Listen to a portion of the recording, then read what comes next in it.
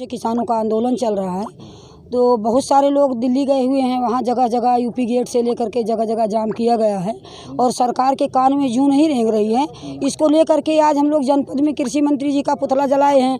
उसके बाद में कलेक्ट्रेट में आने के लिए प्रशासन से लेकर के मजिस्ट्रेट तक से बहुत ही नोकझोंक हुई है। हम लोगों को आने नहीं दिया जा रहा था, आकर के ज्ञापन दिए हैं।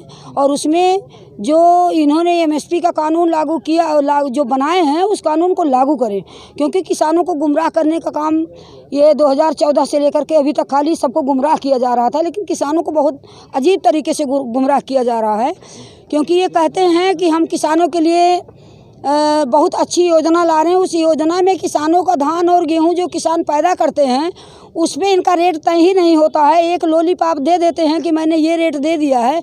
जब ये 1865 रुपये का रेट तय किए हैं तो किसानों का धान खरीदा क्यों नहीं जा रहा है? इनके आढ़तिये और बिचौलिए जो आढ़ती जा करके राइस मिल पे डायरेक्ट लिया जा रहा है, ये सब ऐसा नियम क्यों लागू किए हैं? अभी जरा सी किसी के यहाँ कोई बात हो तो पूरा प्रशासन छापा मार देता है।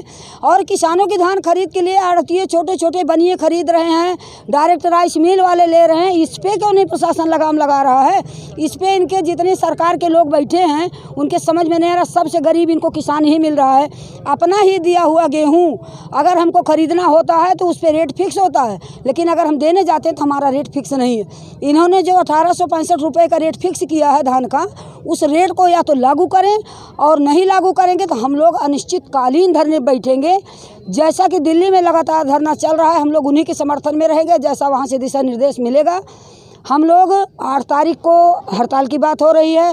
उसके बाद में जैसे आदेश होगा, जिस दिन होगा, हमें परमिशन भी नहीं लेना है, क्योंकि ज़िला हमारा है। हम अपने ज़िले में कभी भी कहीं आएंगे, कहीं जाएंगे और धरने बैठ करके जब तक ये कानून वापस नहीं करेंगे या तो लागू नहीं करेंगे तब तक हम लोग हटेंगे नहीं। ये प्रदर्शन कैसे किस तरह से चलेगा आप लोग? प्रदर्शन चलेगा, आज हमने ज्ञापन राष्ट्रपति महोदया को दिया है और वहाँ पे पूरे प्रदेश ऑल इंडिया को आह्वान हुआ है कि कृषि मंत्री भारत सरकार नरेंद्र तोमर जी का पुतला पूरे प्रदेश में जलाया गया है और हम लोग भी जलाए हैं। और अगर इस पे भी ये लोग नहीं मानते हैं तो फिर आगे किसान सबसे मेहनत करने वाले भी किसान होते हैं और सबसे गरीब किसान होते हैं। किसानों को शादी विवाह करना है, किसानों को खेत में डालने के लिए खाद लेनी है, किसानों को ट्रैक्टर चलवाने हैं, इसके सब के लिए धान बेचेंगे तभी तो पैसा आएगा। 10 से 12 रुपये में इस जनपद में धान लिया जा रहा है। स्मृति ईरानी जी के दिमाग में पाथर घुस गया है, जो आके देख नहीं सकते। क्या उनके जो यहाँ किसान नेता तो नहीं हैं?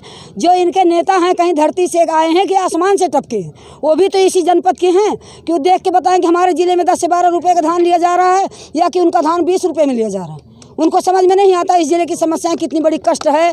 सारे लोग परेशान हो रहे हैं। इलेक्शन से पहले उन्होंने वो झुनझुना बजाया कि किसानों को कैसे गुमराह किया कि मैं तुम्हें 13 रुपये किलो चीनी दे रही हूँ, मैं तुम्हारी हर दुख दर्द को देखूँगी। राहुल तो पग्गल मियाँ कभी आ भी जाते थे, लेकिन ये तो जब से गई हैं तब से भूल ही गई। इनको गद्दी मिल गई ना, अमेठी की जनपद के लोगों ने गद्दी दे दिया। वो झुनझुना जो बजा के गई, दोबारा ये झुनझुना बजा के यहाँ काम कर लेंगी, क्योंकि जितना ही कष्ट में किसान हैं उतना ही इनको सही से जवाब देंगे। हम लोग विरोध करेंगे जम के। धन्यवाद।